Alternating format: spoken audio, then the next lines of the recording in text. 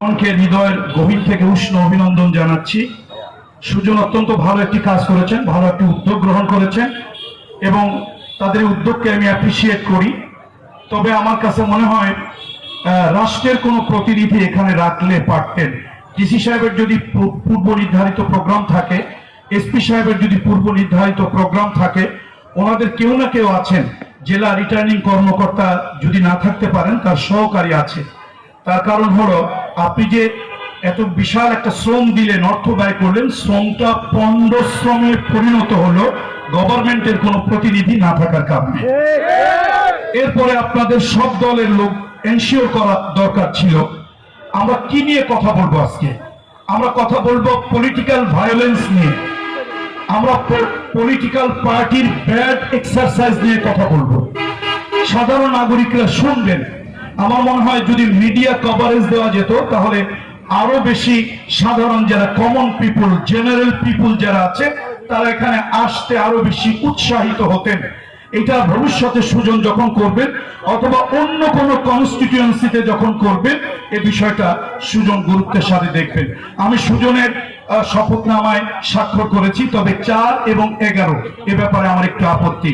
আমাদের দেশের পলিটিক্যাল বড় বড় পার্টিগুলো অথবা গভর্নমেন্টের যারা কর্মকর্তা আছেন, যাদেরকে আমরা আমলাই বলি, তাদের বিশেষ দলের প্রতি অনুষ্কম্পা প্রদর্শন অথবা বিশেষ দলের প্রতি একটা সিম্প্যাথি দেখানো, তো একটা প্রার্থীকে যদি জোর জবরদস্তি করে, মেকানিজম করে, টেম্পারিং করে একটা প্রার্থীকে যদি হারিয়ে দেয়, আমি সেটাকে নীরবে সহ্য করে নেওয়া হচ্ছে অন্যায়ের কাছে মাথা নত করা।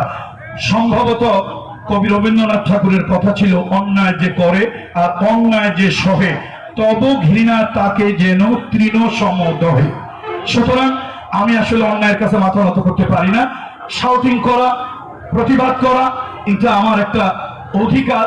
যদি অন্যায় ভাবে কেউ করে, হ্যাঁ, জনগণ আমাকে রায় দেয়নি, জনগণ আমাকে ভোট দেয়নি, আমি অবশ্যই জনগণের মতামতকে অবনত চিত্তে, শ্রদ্ধার সাথে, মস্তক অবনত চিত্তে এটা মেনে নেওয়া, এটাই হচ্ছে একটা ভদ্র মানুষের পরিচয়। আমি সুজনকে ধন্যবাদ দিচ্ছি। আমি আসলে কি ইস্তেহার বলবো, জন উপস্থিতি একেবারেই নগণ্য। আমাদের একজন প্রার্থী, তার লোকজন নিয়ে তো চলেই গেলেন। তো আসলে এরকম শোডাউন যদি হয়, তাহলে তো আমি অনেক লোকজন নিয়ে আসতে পারতাম এখানে। আমি আপনাদের উদ্দেশ্যে বলবো, ভবিষ্যতে কোনো প্রোগ্রাম করলে অথবা আপনারা প্রশাসনকে বলবেন, সব ক্যান্ডিডেটদেরকে নিয়ে প্রশাসন যেন তাদেরকে বাউন্ড করে এক টেবিলে বসার জন্য। সেখানে বড় দল, আমি আপনাদের কাছে প্রশ্ন রাখছি, সুজনের যারা শ্রদ্ধাভাজন কর্মকর্তা বা সুজন পরিচালনায় যারা আছেন, আপনাদের কাছে একটা বিনীত প্রশ্ন, আওয়ামী লীগ নিষিদ্ধ দল হিসাবে না ব্যক্তি নিষিদ্ধ?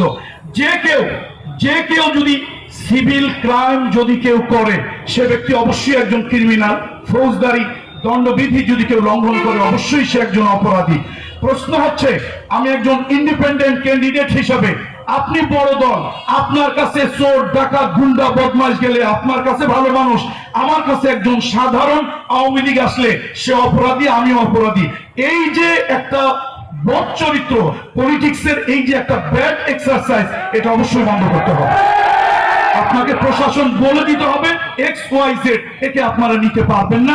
সবার জন্য, আমার জন্য নিষিদ্ধ, আরেকজনের জন্য নিষিদ্ধ, যে কোনো পার্টির জন্য নিষিদ্ধ। আমি আবার, সময় যেহেতু আমাকে একটা হচ্ছে only 5 minutes, সুতরাং আমি আর কথা বাড়াচ্ছি না।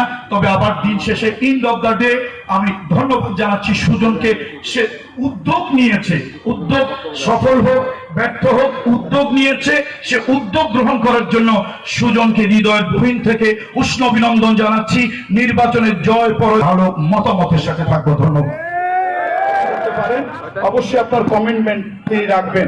আপনি যদি দলীয় আনুগত্যে অথবা কালো টাকার কাছে অথবা পেশি শক্তির কাছে হেরে যান, অবশ্যই যোগ্য ব্যক্তি হবে না। অযোগ্য, অদক্ষ, অপদার্থ কোন সাংসদ আপনার প্রত্যাশা পূরণ করতে পারবে।